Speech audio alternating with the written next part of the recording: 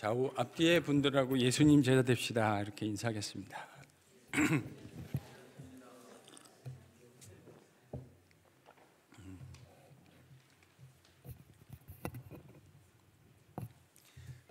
목사로서 적지 않은 성도들이 신앙생활과 관련돼서 일종의 스테레오타입을 가지고 계시는 것을 볼 때가 있습니다. 기도와 관련해서 좋은 신앙이 무엇일까라고 제가 여러분에게 질문을 던진다면 여러분 뭐라고 대답하시겠어요? 기도와 관련해서 어떤 게 좋은 신앙입니까? 아마 적지 않은 성도들이 이렇게 생각하실 것 같습니다. 삶의 어떤 이슈가 우리 앞에 던져졌습니다. 결정을 내리기에 앞서서 하나님 앞에 먼저 간절히 기도하고 그 기도의 응답을 확실하게 받은 후에 우리가 길을 결정한다. 친숙하시죠? 네, 이걸 신앙의 성숙함이라고 우리가 생각하는 것이죠. 그리스도인으로 무엇을 하기에 앞서 하나님 앞에 먼저 아뢰고 그리고 기도의 응답을 딱 받아놓고 그 응답 받은 대로 움직여 간다. 참 근사하게 들립니다. 저도 신앙의 선배들로부터, 선배 목사님들로부터 그렇게 신앙을 배웠던 것 같아요. 전혀 이상하지 않습니다. 저에게도 너무나 편안한 옷같이 느껴집니다. 그런데 제가 주님과 동행했던 저의 과거의 한 30여 년의 시간들을 생각해 보았더니 그런 식으로 니트하게 신앙생활이 되었던 적도 분명히 있는 것 같은데 정직하게 생각해 보면 그러지 않았던 적도 적지 않았던 것 같습니다. 그 말이 되게 근사하게 들리잖아요. 어떤 문제를 만났을 때 다른 그 어떤 것보다 하나님 앞에 먼저 아뢰고 그분의 뜻이 무엇인지를 응답을 받고 그 응답받은 것을 가지고 하나님이 원하시는데 내 인생을 살아나가는 것, 참 아름다운 일인 것 같기는 한데 생각해보면 그렇지 않았던 우리들의 인생이 적지 않았다는 사실도 정직하게 인정해야 할 것 같습니다. 물론 오해는 하지 않으셨으면 좋겠어요.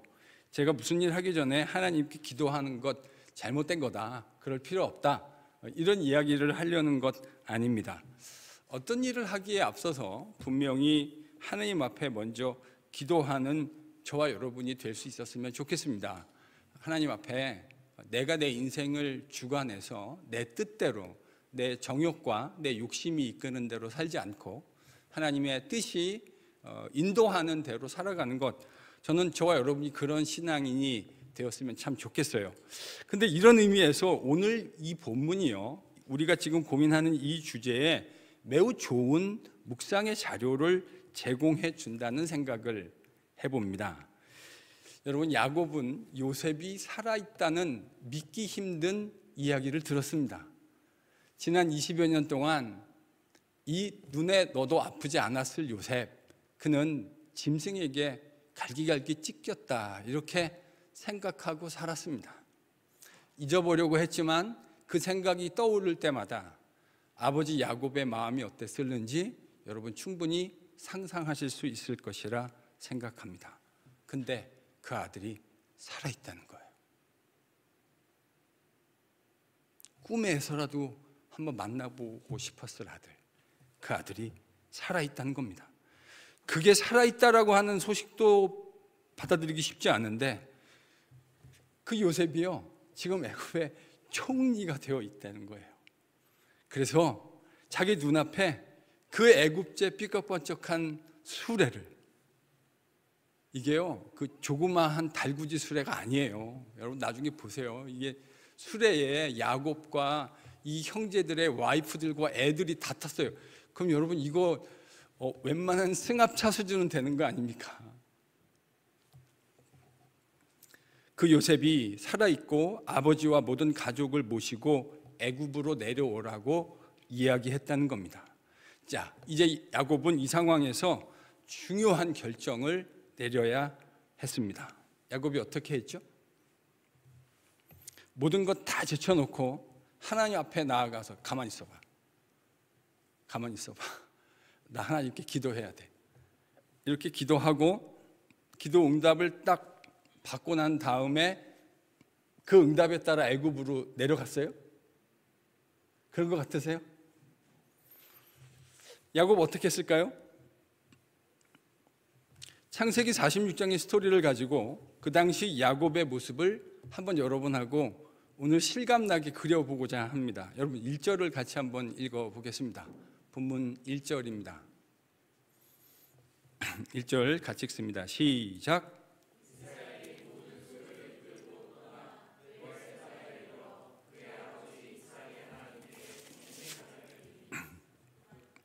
일단 야곱은 모든 상황이 자신의 소유를 이끌고 애굽으로 내려가는 게 맞을 것 같다, 이렇게 즉각적으로 판단한 것 같습니다. 그래서 그는 실제로 지체 없이 모든 소유를 이끌고 애굽을 향해 떠납니다. 그러다가 지금 오늘 본문 1절에 보면 어디에 이르렀다고요? 브엘세바. 여러분, 브엘세바는 이스라엘의 최남단입니다. 유대인들에게 아주 그 지오그래피컬한 그 리전을 얘기하는 아주 유명한 그 프레이즈가 하나 있었어요. 그게 뭐냐면 단에서 브엘세바까지. 이건 뭐냐면 whole entire Israel, 이런 말입니다. 이거 여러분, 한국도 한반도를 표현하는 이런 비슷한 표현이 하나 있죠. 백도에서 한라까지. 제가 볼 때는 이게 정말 딱 이퀴벌런트한 그 프레이즈인 것 같아요. 백도에서 한라까지. 이스라엘 버전으로는요, 단에서 브엘세바. 브엘세바는 이스라엘의 최남단입니다. 여기를 이제 벗어나면 광야를 지나서 애굽으로 가게 되는 거예요. 아마 이 당시에 야곱은 헤브론 지역에 거주했던 것으로 보입니다. 그러니까 헤브론에서 브엘세바까지 이동했다는 거잖아요. 이제 찾아보니까요, 헤브론에서 브엘세바까지가 몇 마일이냐면 30마일입니다. 대략 30마일. 저는 이런 게 나오면 갑자기 급 궁금해져요. 우리 교회에서 어떤 성도 집까지일까? 30마일 정도면. 그래서 제가 그쯤 될 거 비슷하다고 생각하는, 그러니까 체스터필드 이런 데 사시는 분은 안 맞아요. 더 가까워. 그래서 제가 좀 멀리 있는 찾아봤거든요. 근데 우리 교회 성도 중에 교회로부터 집까지 29.8마일인 성도가 한 명 있더라고요. 누구실 것 같으세요? 뭐 궁금하지 않으셔도 괜찮아요. 그러니까 저는 궁금해요. 박철재 집사님. 박철재 집사님이 하이웨이로 딱 가면 29.8마일이더라고요. 여러분, 29.8마일, 30마일 정도면 쉬지 않고 걸었을 때, 장정이 그냥 뛰는 거 말고요, 걸었을 때 한 10시간 정도면 갈 수 있습니다. 그럼 구글에 보면 그게 나오죠. 차로 몇 시간, 자전거로 몇 시간, 이렇게 한 10시간이면 가요. 근데 지금 야곱의 패밀리에는 아이들도 있고요, 여자들도 있고 가축들도 있고, 그러니까 아무래도 기동력은 좀 떨어졌겠죠. 그러니까 제가 추측컨대 하루 반에서 한 이틀 정도의 시간은 지금 브엘세바까지 걸어간 겁니다. 자, 이 길을 걸어가고 있는 야곱의 마음이 어땠을까요? 한번 상상해 보세요. 야곱이 어떤 마음으로 지금 이 길을 가고 있었을 거라고 생각하세요? 예? 찜찜함. 예, 뭐 그거 하긴 할 건데요. 일단 주도적인 감정은 저는 구름을 위를 걷는 느낌이었을 것 같습니다. 그러니까 어쨌든 애굽제 수레가 되게 좋은 거였음에 틀림없을 거예요. 그 수레를 타면서 야곱은 꿈만 같았을 겁니다. 지금 이 길을 따라 내려가면 누구를 만나는 거예요? 여러분, 야곱의 인생에 요셉을 만난다는 게 어떤 의미일지를 생각해 보세요. 거의 막내 같은 아들인데 야곱에게는 진짜 하나뿐인 아들 같은 그런 아들이었습니다. 이 길을 내려가면 그를 만나는 거예요. 그는 살아있다는 것만으로도 너무 감사하고 놀라운 일인데 지금 그 아들이 뭐가 돼 있어요? 총리가. 이 애굽과 팔레스틴 지역을 다스릴 수 있는 총리가 되어져 있대요. 그는 하나님의 놀라운 섭리를 느끼며 틀림없이 감사했을 것입니다. 마음속에 그 넘쳐오르는 감사를 주체하기 힘들었을 거라고 저는 상상합니다. 그런데 저의 상상력만은 아닙니다. 그랬을 거라는 본문의 증거가 하나 있어요. 여러분 1절 다시 한번 읽어볼까요? 그가 뭐를 했는가? 브엘세바에서 같이 1절 다시 한번 읽습니다. 시작.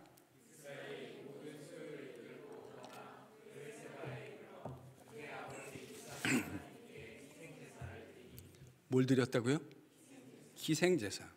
여러분 이 희생제사라고 하는 창세기 단어를 조금 잘 묵상해 볼 필요가 있어요. 희생자노라고 쓰였던 이 단어는 히브리 말로 제바흐라고 하는 단어입니다. 여러분 사실 레위기를 나중에 가시면요, 이 제바흐라고 하는 단어가 화목제라는 단어로 번역이 돼요. 화목제.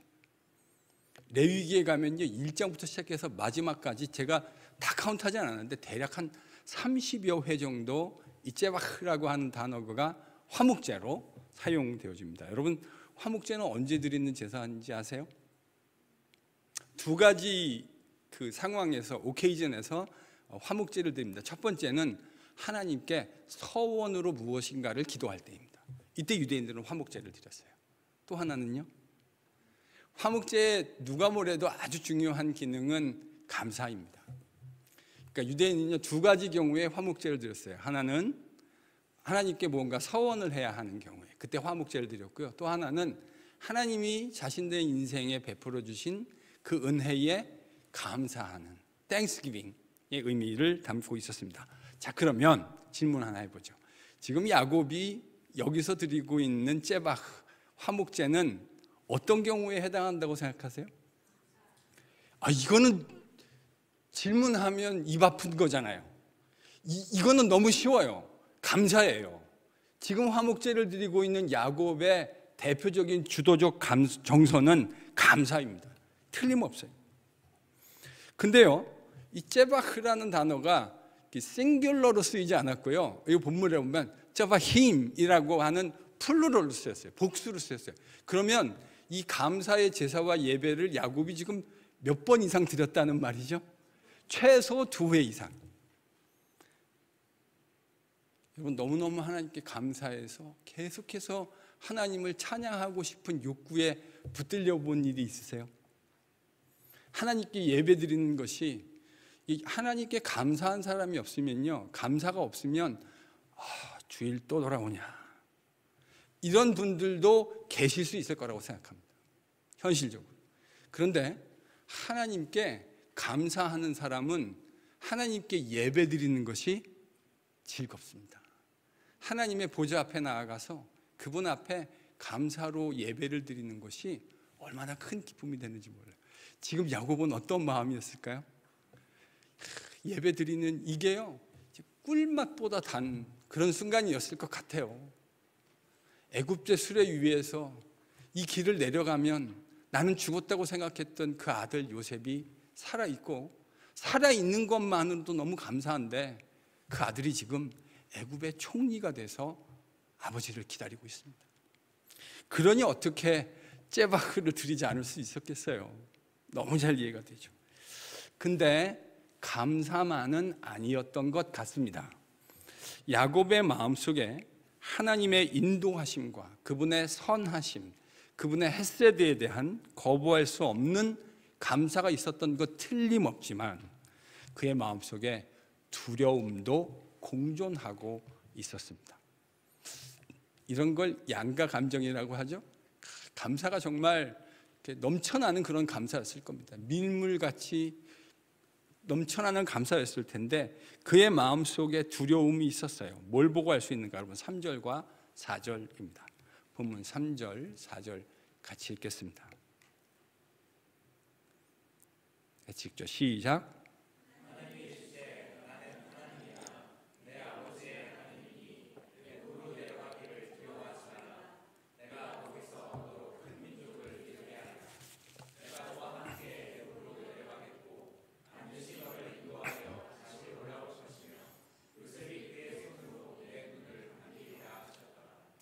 이 째박을 하나님이 받으시고요, 야곱에게 나타나셨어요. 나타나셔가지고 뭐라고 말씀하셨죠? 두려워하지 말아라. 두려워하지 말아라. 그러니까 이 말은 무슨 말이에요? 야곱이 지금 뭔가 두려워하고 있는 거예요. 뭔가 두려움이 있어요. 감사가 있는데 그 감사 맞은편에는 두려움이 있어요. 뭔 두려움일까요? 이 두려움이 야곱의 할아버지였던 아브라함도 이 길을 내려갈 때요, 창세기에 보면 그가 두려워했다 이렇게 돼 있습니다. 애굽 내려가는 게 아브라함도 두려운 일이었어요. 뭐 때문에 두려웠을까요? 아브라함은 우리 이거 같이 묵상했잖아요. 와이프가 너무 예뻐.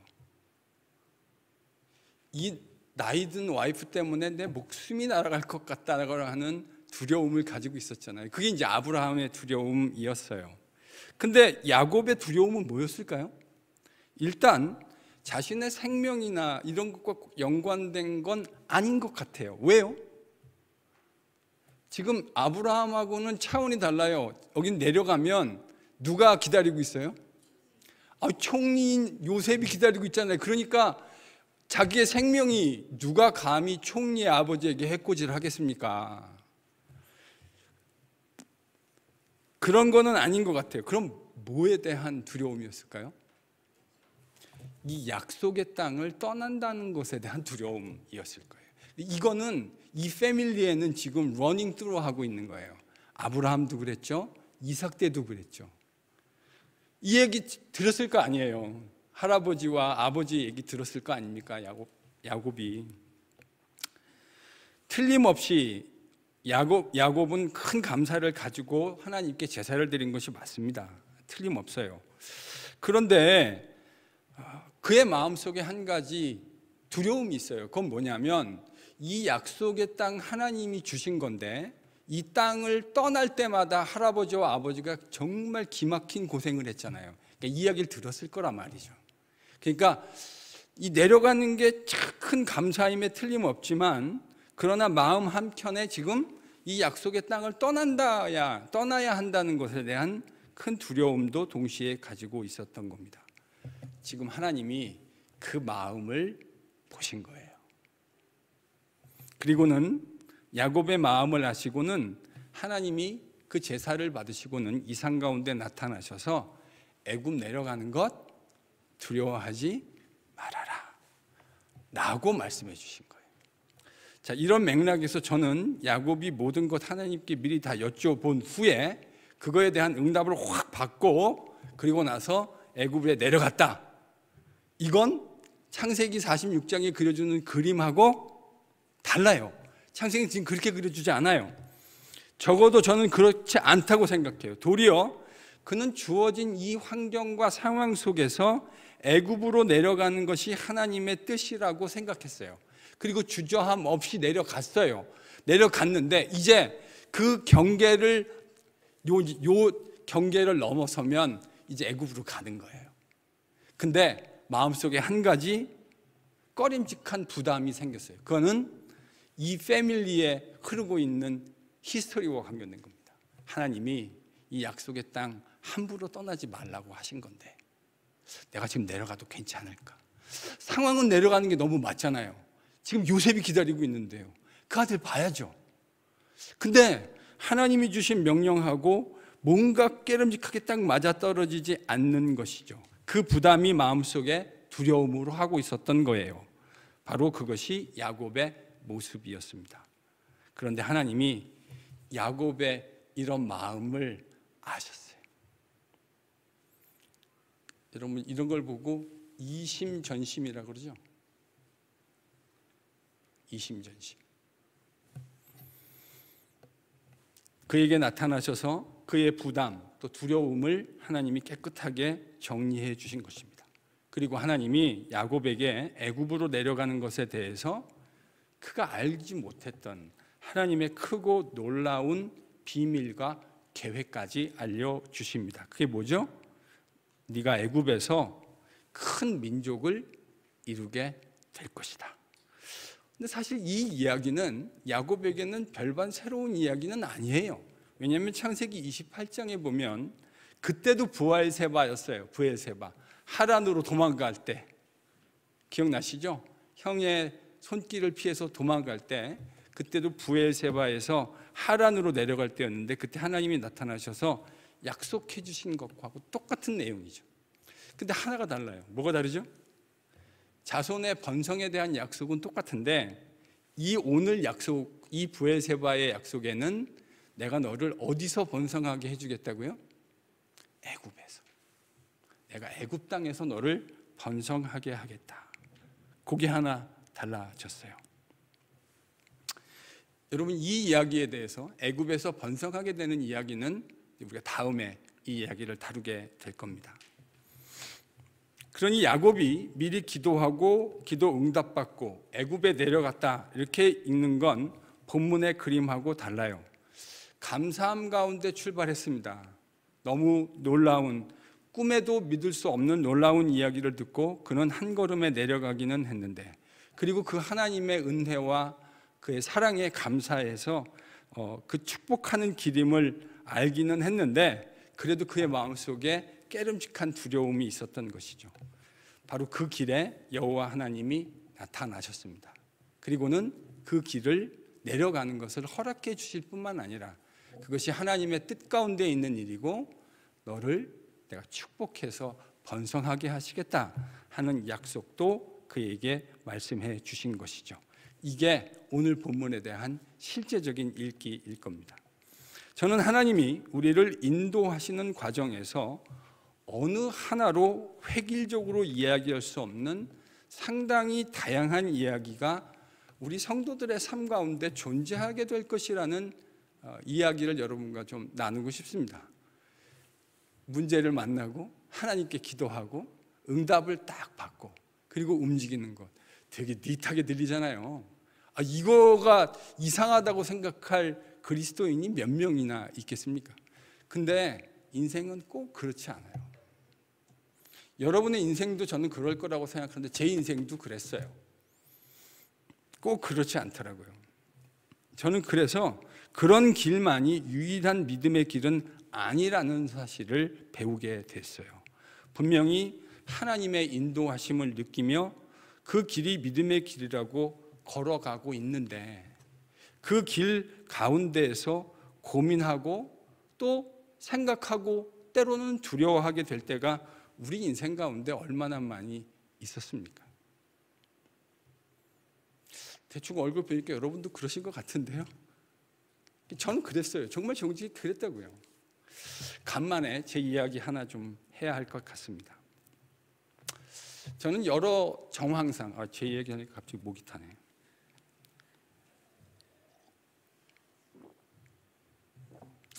저는 여러 정황상 목사 되는 것, 그게 하나님이 저에게 예배하신 길이다라는 것을 제 인생 어느 순간인가 느꼈습니다. 나름대로 확신을 가지고 있었어요.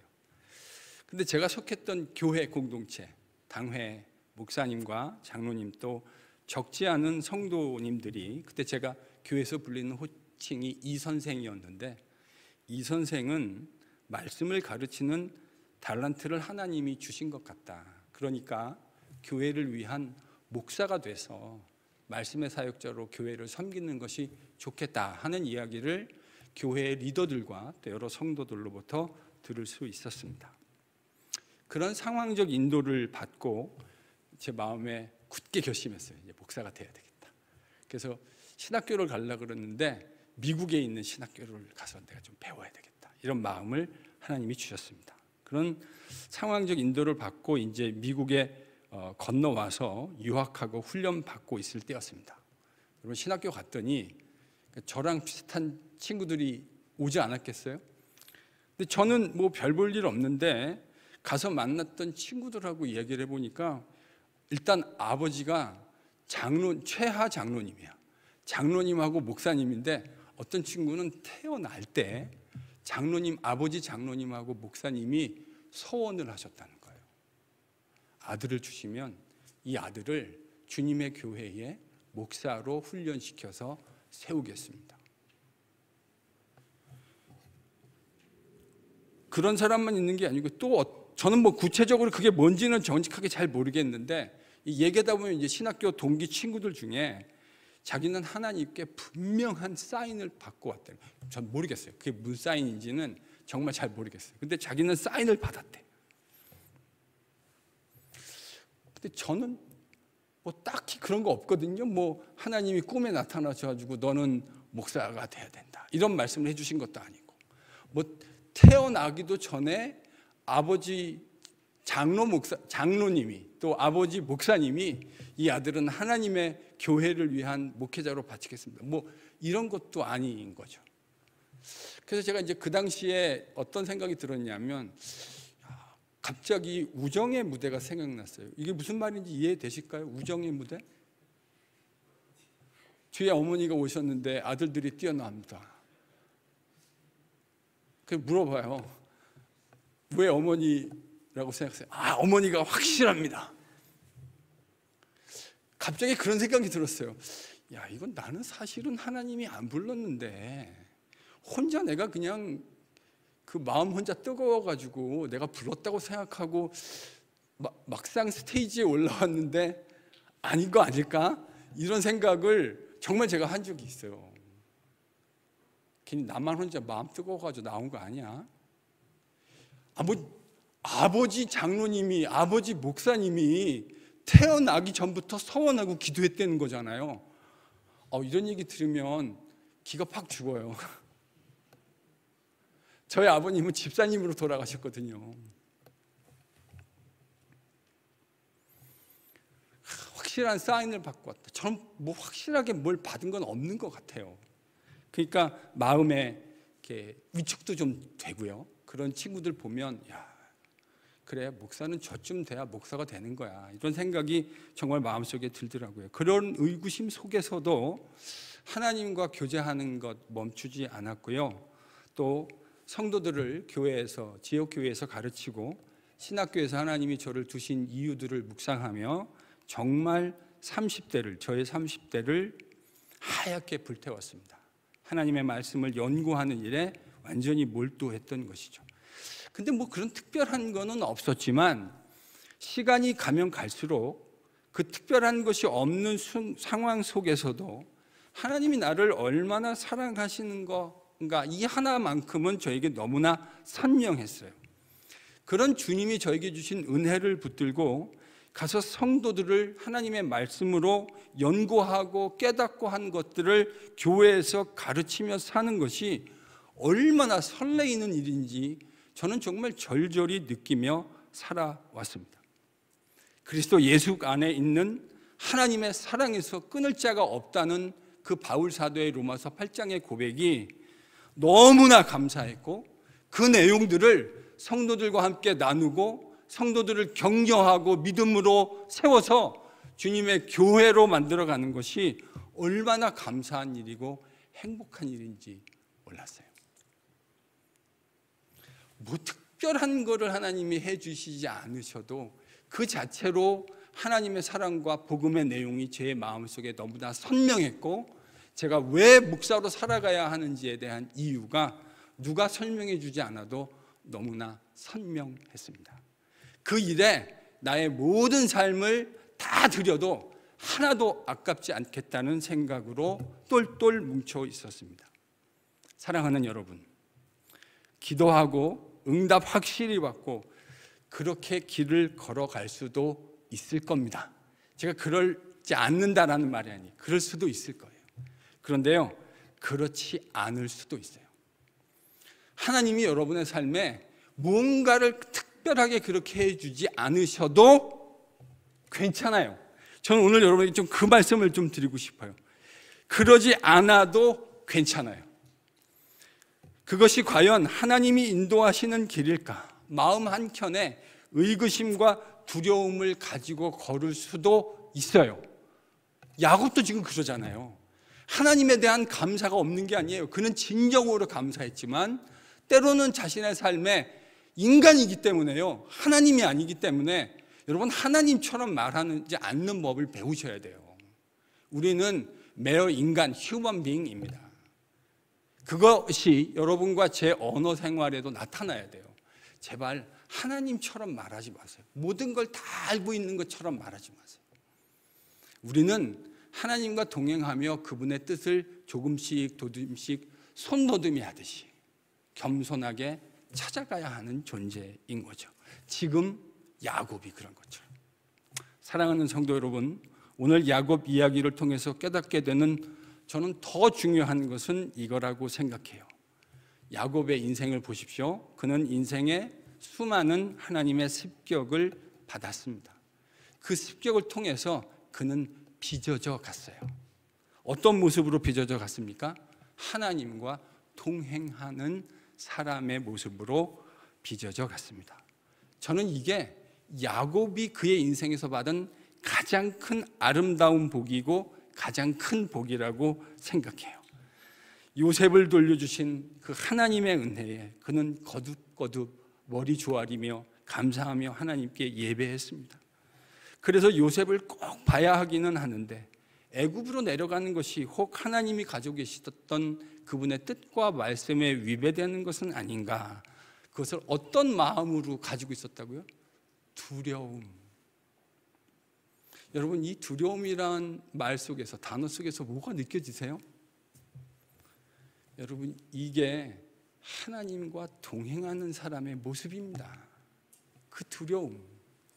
내가 하나님과 교제하더라도 그분을 완전히 속속들이 알아낼 수 없는, 나와 존재론적으로 온탈로지컬리 비교할 수도 없는 그분의 놀라운 하나님 되심.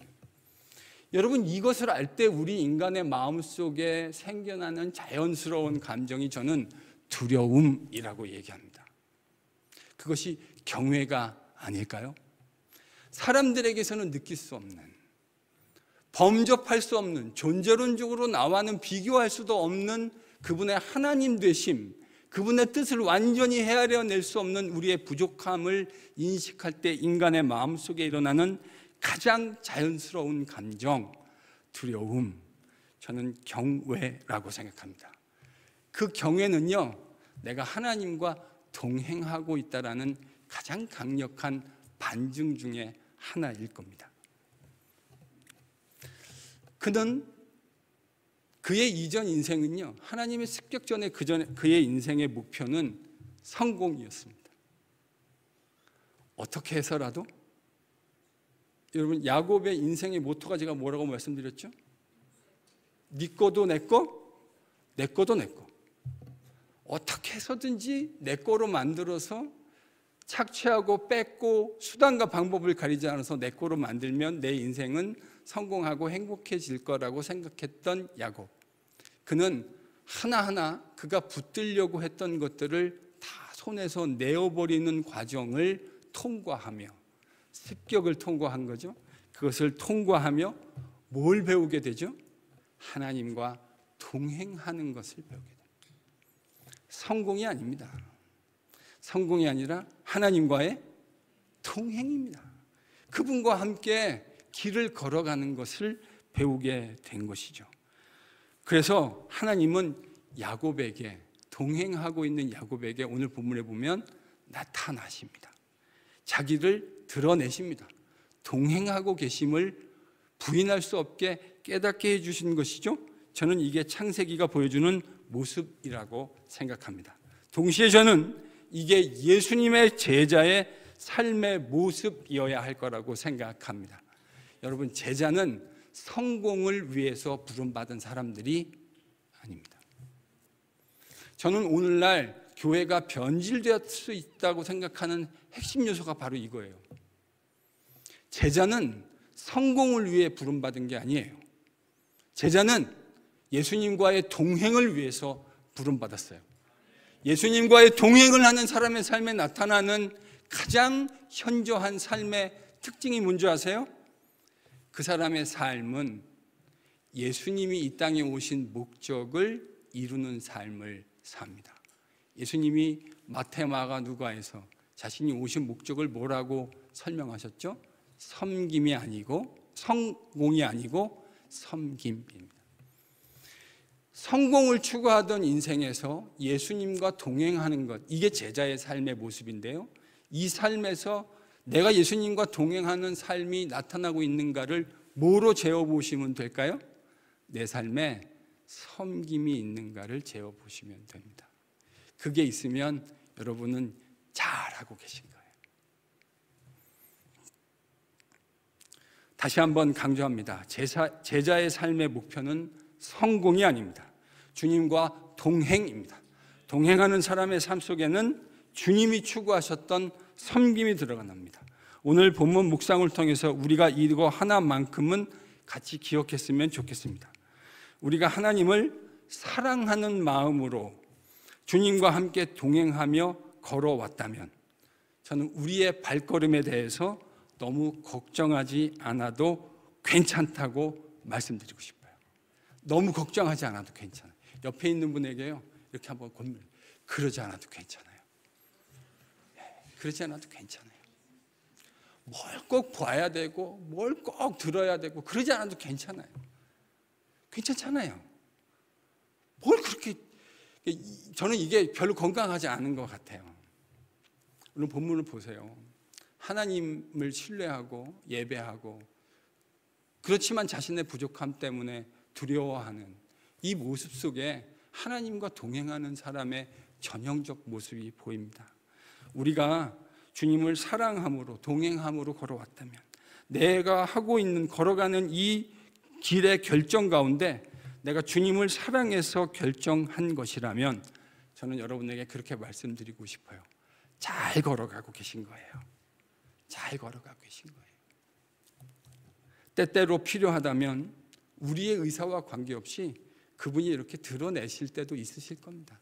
근데 그건요, 우리가 컨트롤하고 통제할 수 있는 게 아니에요. 그건 그분의 뜻에 달려 있는 것이고, 하나님께서 우리를 그분이 필요하다고 판단하시면 확신 가운데 분명히 인도해 주실 것이라고 믿습니다. 믿으실 수 있는 여러분 되실 수 있기를 바랍니다.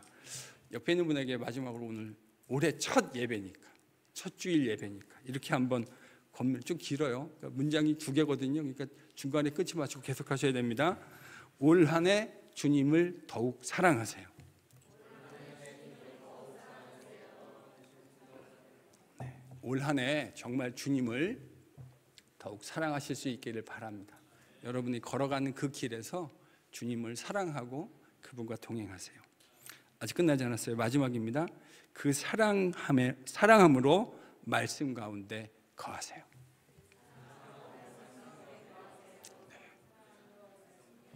네, 사랑함으로 말씀 가운데 거하세요. 여러분, 예수님을 사랑하는 사람은 틀림없어요. 말씀 가운데 거합니다. 그 말씀을 사랑합니다. 그 말씀을 지키게 되어져 있습니다. 사랑하는데 어떻게 듣지 않을 수가 있어요? 사랑하는데 그 사랑하는 분의 말씀을 어떻게 사랑하지 않을 수가 있겠어요?